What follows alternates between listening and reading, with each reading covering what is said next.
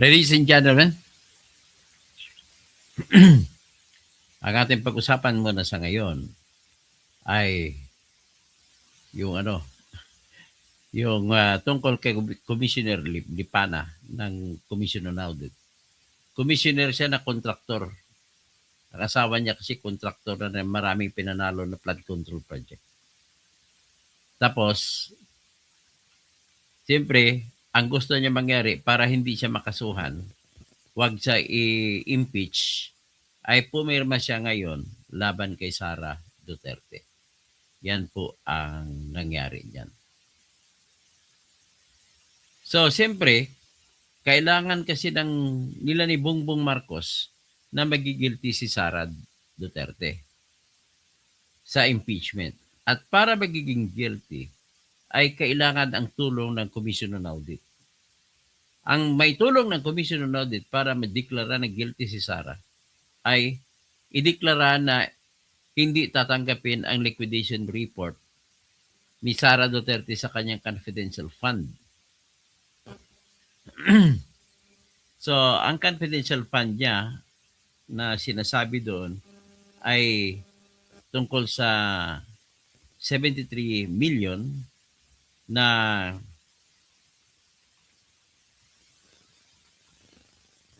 confidential fund na in-liquidate niya, may mga pangalang iba-iba, no? Ang ginawa, binasura ng kuwa. At sa pagbabasura, nag-apila si Sara at nung nakaraang hearing ay nilabas na ang pagbasura sa motion for reconsideration. Maliban dyan, mayroon pang confidential fund na kasunod para sa taong 2023 si Sara Duterte. So, ang confidential fund niya dyan ay umabot yung 375 million na kanyang hiningi sa Kongreso para sa 2025 na binigay naman kasi magkakampi pa sila noon ni Bongbong Marcos. So ngayon, nitong huling nakarang hearing, April 22, bit-bit ng taga-COA yung decision ng COA na pinirmahan ni Commissioner Mario Lipana na guilty, hindi guilty kundi na hindi tinanggap ang mga resibo ni Sara sa pagpapatunay na nagasta niya ng maayos ang confidential fund para sa 2023. Ang confidential fund na kabuuan sa 2023 ay 500 million sa Office of the Vice President at 112 million sa 112,500,000 sa Department of Education. Pero sa 500 million niya, 375 million na lang ginasta niya. So nabigay siya ng resibo sa COA. At alam mo, lo and behold, nagbigay ng desisyon ang COA na hindi tinanggap ang resibo. Nang ibig sabihin ay hindi nila kinilala na tama ang pagkagasta ni Sara sa Office of the Vice President ng pundo ng confidential fund. At sino yung isa sa pumirma dyan? Si Commissioner Mario Lipana. Si Lipana ay naglilipana ang kanyang pagkakasakim. Ang asawa niya po ay ang pumapapel na contractor sa flood control. Ngayon, para hindi siya matatanggal sa COA sa impeachment, ay nakipag-cooperate siya kay Bongbong Marcos, kay Sandro Marcos, na kailangan tanggalin si Sara. At kung matanggal si Sara, ladies and gentlemen, ito po yung malaking target dyan. At kailangan ni Bongbong Marcos na iupo ang Vice President na kanyang magiging kakamping Vice President. Sa batas kasi sa ating konstitusyon ay kung mamatay man o mabakante man ang opisina ng Vice President, ang inuutusan ng batas na maglagay ng magpamalit na Vice President ay ang Presidente ng Pilipinas. At ang Presidente ng Pilipinas ay inutusan na mamili siya sa mga senador o di kaya sa mga congressman. Nangyari ito minsan sa panahon ni Gloria Macapagal Arroyo nung naging presidente siya, nung natanggal si ERAP. So walang Vice President. So ang pinili ni Madam Gloria Arroyo ay si Teopesto Gingguna na senator at naging vice president si Teopesto Gingguna. Of course, understandable.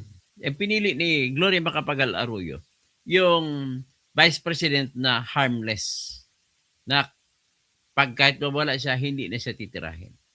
Ito ngayon ang kay Sara Duterte. Isa sa elemento na kinakaso laban kay Sara Duterte ay yung elemento na hindi niya ginasta ng tama ang pera sa confidential fund na binigay sa kanya. At para magigilty siya, ang gagamitin nilang ebidensya ay yung desisyon ng Commission on Audit na nagsasabi na hindi nila matatanggap ang mga resibo na sinumiti ni Sara para magpatunay kung paano ginasta ang confidential fund. So ngayon, sino ba ito si Mario Lipana at isa siya sa mga pumirma? Si Mario Lipana po ay ang asawa niya ang kontraktor. Kontraktor ang asawa niya, kumuha, nanalo ng mga kontrata na sa flood control project na mga umabot na mga milyon-milyon, no? Nag-bilyonaryo na rin ito. Tingnan na, hanapin natin. Mario Lipana, wife, contractor. Tingnan natin kung may report tayo.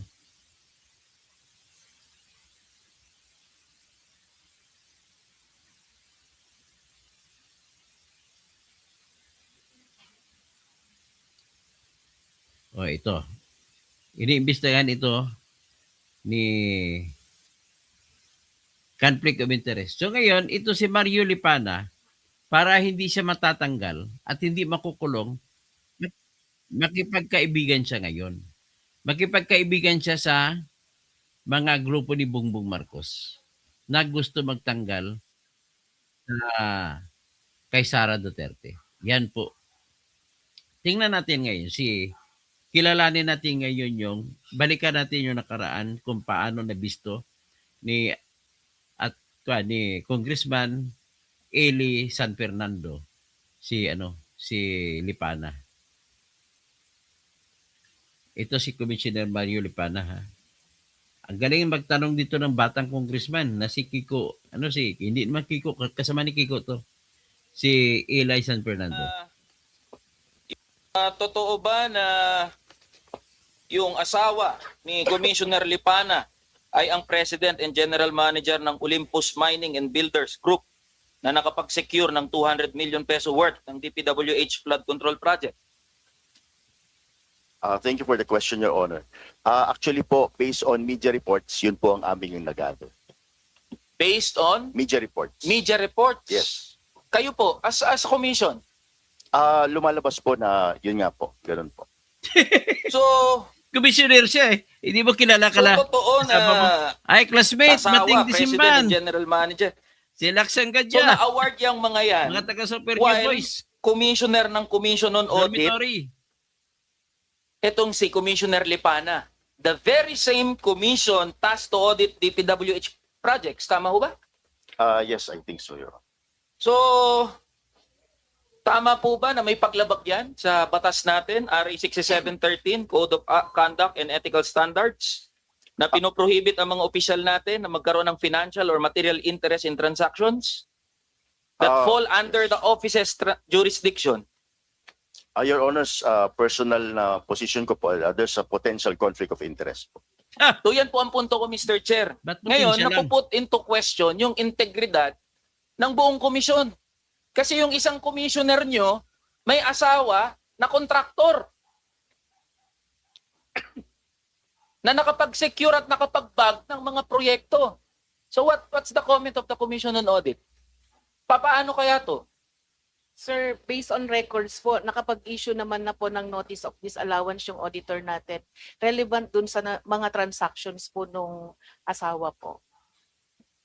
Next question. Since you have admitted on record na meron ngang potential conflict Yes. of interest, meron na bang ginawa na internal investigation ang Commission on Audit patungkol dito kay Commissioner Lipana? May I remind the Yes po. Yes, Mr. Chair. I'm to wrapping up. wrap up the questions. Okay, simula po nung nalaman po namin yung matter na yon from media reports, ay nag-issue po ang Commission Audit ng Sector and Cluster issued General Audit Instructions on October 9, 2024 and October 15, 2024. Ang guidelines po namin is yung mga audit team leaders, as necessary, ay dapat po i-consider ang priority areas. Lalong-lalo na po yung mga lumalabas in general naman po, hindi namin in-specific, specific controversial media items or issues, subject of legislative inquiry or succeeding COA issuances. So yun po, kung baga po kung lumabas yun, dapat po ay mahagip yung mga projects na yun. Tapos ito po ay the supervising auditor issued specific audit instructions echoing the above instructions on November 29, 2024. So kung nakita po yun ng ating mga auditors, ay meron po instructions na kumbaga bigyan po ito ng pansin. Mr. Chair, I'm just wrapping up po. So yan po yung pinupunto natin. Yung integridad ng Commission on Audit ay napuput into question, especially at this point in time na naglalabasan yung mga anomalous and ghost flood control projects. Kasi yung isa sa mga commissioner ng Commission on Audit na inatasan na magtiyak na yung mga pondo ng mamamayan natin ay natitiyak na napupunta doon sa intended project, may conflict of interest. So kaya inaasahan po namin sa Commission on Audit na maglulunsad ng investigasyon partikular dito halimbawa kay Commissioner Lipana.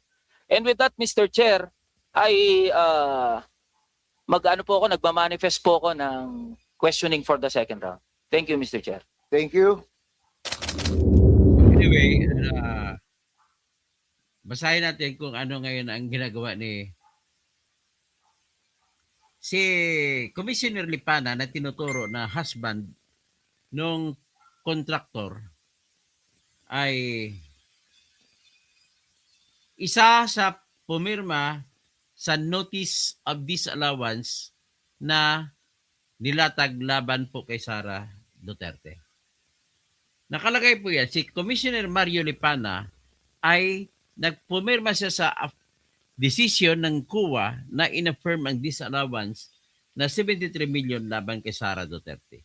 At pinalabas siya ng April 10.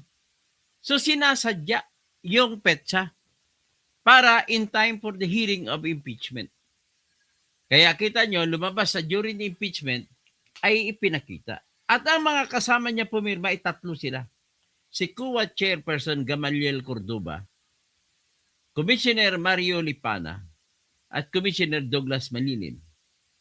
This was confirmed noong April 14 sa House Justice Committee hearing ng COA Intelligence and Confidential Funds Audit Officer in Charge, Gloria Camora. Yung mga na-disallowed na mga niresibo ay umabot po sa 69.78 million para sa rewards at 3.5 million for furniture and equipment. So, dahil dito, inuutusan ng Office of the Vice President na i-return ang pera. So, this affirmation makes the disallowance stronger, though further remedies like court appeals. Pero hindi naman nila magagamit yan laban kay Sara. Sapagkat po, sa batas po ng auditing, hindi ibig po sabihin na pwede ka nang ikulong dahil hindi tinanggap ng COA ang mga resibo mo. Kundi, ang magagawa mo, kung unang, halimbawa, district auditor, regional auditor, nag-audit sa iyo, hindi niya tinanggap, notice of disallowance ang gagawin. Hindi niya tinanggap mga resibo mo. Ano mangyari? Mag-apila ka ngayon doon sa COA Higher Authority, doon sa in-bank COA. At 180 days yan. So pag mag-apila ka ngayon, ang nangyari, i-deny na final. So, deny na final. Pag deny na final, sa COA final. Pero may pwede pang umakyat sa Supreme Court within 30 days si Sara Duterte. So, kung umakyat siya ngayon sa Supreme Court, i-apila niya. So, hindi pa rin mapapatupad. So, anong ibig sabihin po? Yung pag-disallow kay Sara ay ang klase ng na disallowance na nangyari na may resibo naman siyang sinumiti hindi lamang tinanggap at hindi kinilala yung kanyang ginasta. Iba po ito sa sitwasyon na yung mga binigyan ng pera, kagaya ron sa taga Surigao na mayor, binigyan ng confidential fund, hindi man lang siya nagsabit ng resibo, kaya guilty siya. So that makes the distinction or difference sa gitna ni Sara at saka yung mayura doon sa Agusan del Sur. So, may iba pa dyan mga kinikikwento-kwento kasi akala nila guilty na si Sara because of the disallowance. So ngayon, ang tanong, practical na tanong, ano ang moral authority o ano ang mukha na ipapalabas ng impeachment committee, na Justice Committee, na sasabihin na impeach ni Sara just because yung confidential fund niya ay hindi na ipaliwanag dahil at ano naman ang katibayan na hindi na ipapaliwanag ay yung notice of disallowance na binasura ng Commission on Audit. Yan lamang ang kanilang ebidensya na para sabihin na hindi na ipaliwanag ni Sara Duterte kung saan napunta ang 73 million. Maliban dyan, may humabol pa nung nakarang hearing kasi nung April 14, nilabas yung hearing na yan, ang resulta ng audit na dinisalaw. Pangalawang hearing sa April 22 ay nilabas din ang resulta naman ng notice of disallowance patungkol naman sa 375 million. Yung pangalawang confidential fund. So, obvious, very obvious bakit tina-timing ninyo. But nevertheless, kayang-kaya yung gawin. Mga magagaling naman mga abogado ni Sara. At ang nilabas nila, 375 million ay hindi tinanggap ang mga resibo ni Sara. So ladies and gentlemen, anong ibig sabihin yan? May epekto ba yan? Para sabihin mo na dapat tanggalin si Sara. Siya ba, ibig sabihin ba, binulsa ba niya yan? Because the only way na ma-impeach siya ay kailangan meron kayong sapat na ebidensya para tawaging may probable cause na dapat i-impeach siya dahil naibulsa niya ang pera. Sa ngayon, dahil nagbigay siya ng resibo, sa totoong kwento ng buhay, dalawang bagay ang pwedeng mangyari. Maaring binulsa niya at nagbigay lamang siya ng resibo. So sa dalawa yun. Yung isa final na sa level ng kuwa. Pero pwede pa siyang umakyat sa Supreme Court. Yung isa naman, pwede pa niyang motion for reconsideration sa kuwa. Hindi pa tapos. Yung isang huli ay 375 million. So, sinabi ko kanina, dalawang bagay po ang pwede mangyari. Maaring binulsa ni Sara, maaring hindi binulsa. Kaya lang, kung hindi binulsa, hindi lang tinanggap ng kuwa ang kaniyang mga resibo. Ngayon sa ganung sitwasyon, ibig ba sabihin yan ay mali na si Sara dahil hindi tinanggap ang kanyang resibo? Ang sagot ko naman yan, dalawa rin ang pwedeng mangyari. Either totoo yung kuwa sa pagbasura ng mga resibo or hindi totoo. Pero dito sa sitwasyon na ito, ladies and gentlemen, isa sa tatlong komisyoner na pumirma ay asawa niya kontraktor sa flood control at namumroblema din. Kinakasuhan din at hinihandaan siya ng impeachment case ni Riboying Rimulya. So the only way na para hindi siya titirahin ay makipag-ayon siya sa kay Bongbong Marcos at saka kay Sandro Marcos na bibigyan niya ng ebidensya ang impeachment sa pamamagitan ng pagpapakita na dininay nila. Ano ngayon ang epekto niyan? So ladies and gentlemen, we have the situation na either totoo or hindi yung pag-deny ng resibo. Ano ngayon naman mangyari? Practical reason. So gagamitin nila ngayon. Sasabihin nila, magboto-boto sila na mayroong probable cause na guilty si Sara sa impeachment ground on betrayal of public trust. Hindi nawala ng tiwala ang taong bayan sa kanya because of that receipts. So it is also considered as high crime. So, either dalawang na lang ang Kongreso. So ngayon, example, inakyat ngayon niya sa Senado kasi isasampa nila ang impeachment complaint. This time, meron ng kapangyarihan, o meron ng pagkakataon at karapatan si Sara magkukross-exam.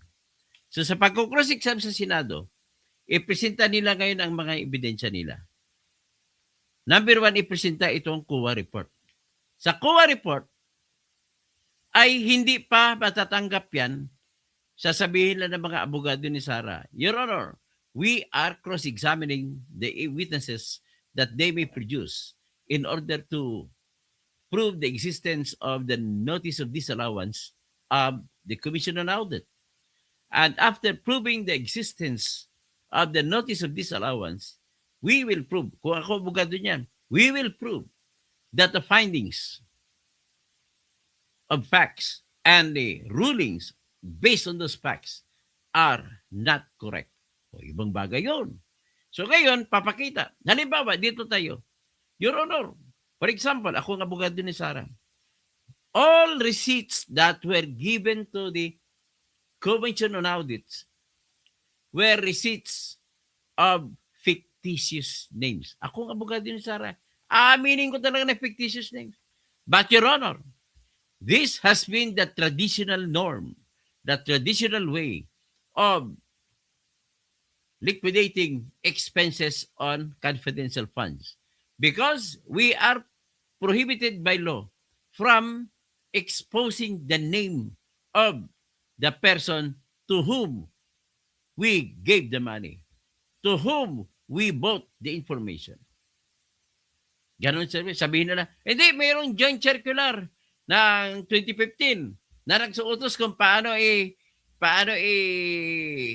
i-liquidate.